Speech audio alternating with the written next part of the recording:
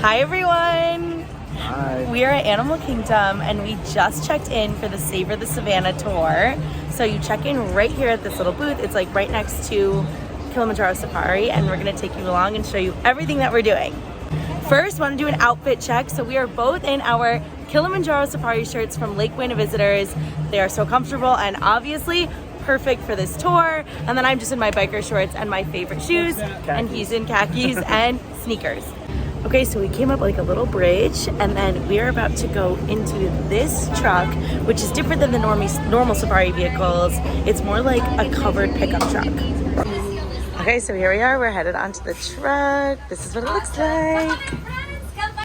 Okay, so an update so far. We got our own safari truck, and we got to head out on the safari where we got a private tour, and they gave us like a lot more detail and information than they do on the typical safari tour. Then they brought a keeper out, and that keeper talked to us about like what she did. So part of her job is like moving the animals if they're in the way by using like food, feeding them in general on the savannah, all sorts of stuff. I'm gonna insert a few clips of that here so you guys can see what that was like. Heard the word Harambe before? Yeah, so Harambe is actually a Swahili word. It means to pull together. When our Imagineers went out to Africa, they were like, all right, what bits and pieces do we want to bring back? They couldn't decide, so they brought all of it back. So Kilimanjaro Safari is the largest attraction in the world. Like, not just Disney World, like the entire world. It's large enough that you can fit Magic Kingdom inside of it with room for parking. But we'll pull off to the side here for a moment. We are going to have a keeper come join us right over here. That way we can ask any questions. It's a PVC canister that has a hinge on it, so we can open it up, put a bundle of browse in, close it, lock it. Hang it out there. Hopefully they'll follow. Stay for at least 2 hours every single day. Like she was saying, to get hands-on with them and to make sure CA, that Association of Zoos and Aquariums, said, okay, you all, he did his job. So we actually got fixed. But when a baby is born, they're born at almost about around 6 feet tall. You know how long elephants are pregnant for? A year and a half. 2 years. Food up there, including some in there, or you can bring it up here. We have some really cool stuff. Okay, so we just got off of the truck and we are now at what they call the Boma, which is where we're going to be able to get food and drinks and then just like view the savannah. Are you excited? Oh yeah. Here's a look at all of the food. And then they have some drinks over here. Some of the roasted red pepper hummus. It goes great with the pita bread that is kind of hidden away like a little baby in the center. So feel free to kind of pair it with that. It's more of a mayo-based curry. Okay, here's a look at all the food. They have a bunch of like African-inspired stuff. And then I also got the African rosé to try. And Mouse at Sea is here too. What'd you get to try as a drink? Oh, so I got the honeybee citrus ale. I don't know, it's really good though. Okay, give something a try. How does it taste? It's so good, I spilled it all over. It's really good. So good. Do you like it? The hummus is really good. It's amazing. And so since it is like African inspired, all of the dishes are African inspired, as are the drinks. The rosé is so good, and I know that Mouse at Sea is really enjoying his beer as well. Plus, they're very generous with the pours. Okay, so here is a full look at the Boma area that we are sitting in. This is our table, and then down here is where you can go and view the other half of the savannah.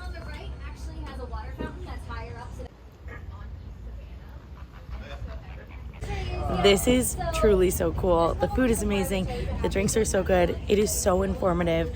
And like all the stuff that we're getting to see and all the animals is so much fun. Mouse at Sea is coming over. What do you think? I got third, and it's so much fun. It's so fun. You got to see like behind the scenes how they get the animals to move and everything. It's so cool. It's crazy. Also, something I never knew is that the flamingos, who are right behind me, can technically go anywhere on the savannah. They just always choose to stay on this island. There's no place like home, so.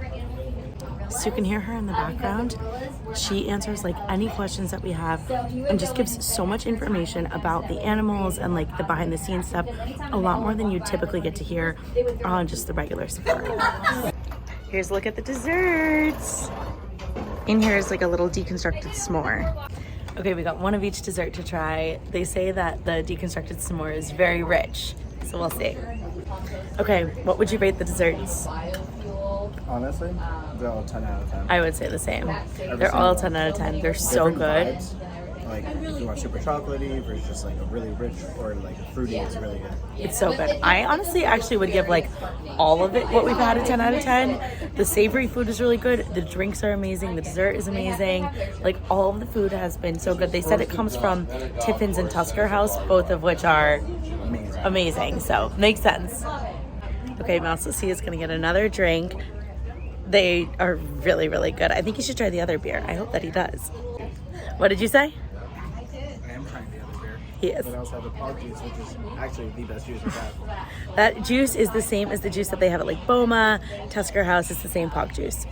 So here's an example of what the keeper does. These two giraffe right here are blocking the road so that the ride can't continue.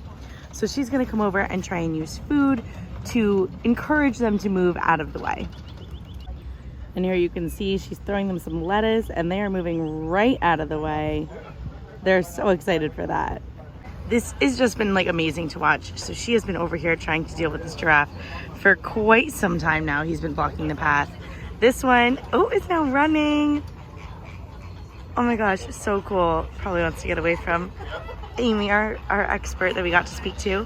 And then in the background, I'm not sure if you can see right now, but coming out from behind this palm tree, the elephants are coming back out as well. Okay, so to share like some of the other interesting things we learned that a couple years ago, one of the giraffes had a baby out on the savannah. It was the first time they'd had an animal had a baby like out where the public could theoretically see. They had to close down the whole ride for it, which I thought was like just so crazy. Usually they said the giraffes and any other animals will go backstage and go inside, and this one just didn't want to, so she had the baby right out there on the savannah. We also learned that the elephants are the only animal here that have their own enclosure, like completely separate, and their own dedicated team behind the scenes that takes care of just them, as opposed to like a group of animals. Since they're so important, they also are able to respond to their names. So a lot of the other animals will respond to sounds and whatnot, but the elephants, simply you have to call their name in order to get them to come. Here's a look out on the savannah. So over here, you're facing where you sort of come up and enter the savannah when you're on the normal safari. You can see those giraffes out there blocking the path. And then behind it, where I originally was, is where the flamingos are. And then down on the other end, you can see sort of towards the lions and the rhinos. So you're free to walk around the whole time that you're here, which means you can look out that side of the savannah, but also come down here and view the East Savannah whenever you'd like. What are your thoughts so far? This is so fun. Like, I think it's well worth the experience. Yeah, it's a really, really unique and like relaxing experience and way to learn more about the animals. Without waiting in line for the Kilimanjaro Safari. Yeah. They also told us that for every 1 minute that an animal blocks the road and therefore the truck is stopped, it increases the wait time by 5 minutes. So that's why you'll see the keepers go like flying around to try and clear them out as soon as possible. Blame the giraffes. Yeah. Here is a view out the East Savannah. Mouse C is learning about ostriches. What'd she say? They're not that smart, but they're still cute, so that's okay.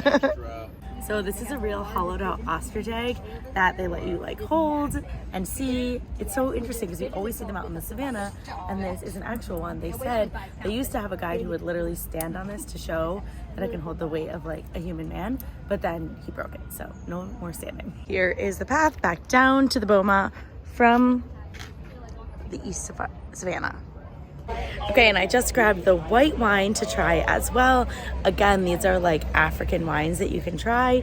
I'm gonna try it right now. Oh, it's really good. It's very fruity. Like you can definitely taste the fruit in it. It tastes terrible. Mouse C is going to eat a flower. But don't go around eating other flowers. That was like This one's okay. a garnish, but not a garnish, an actual edible thing. How is it?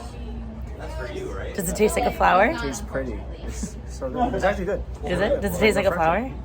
I've never had a flower. But does it taste like what you would think a flower would taste like? It tastes like an amazing healthy salad. Oh, okay. Look.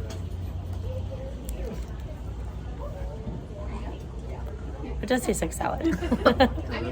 Yeah.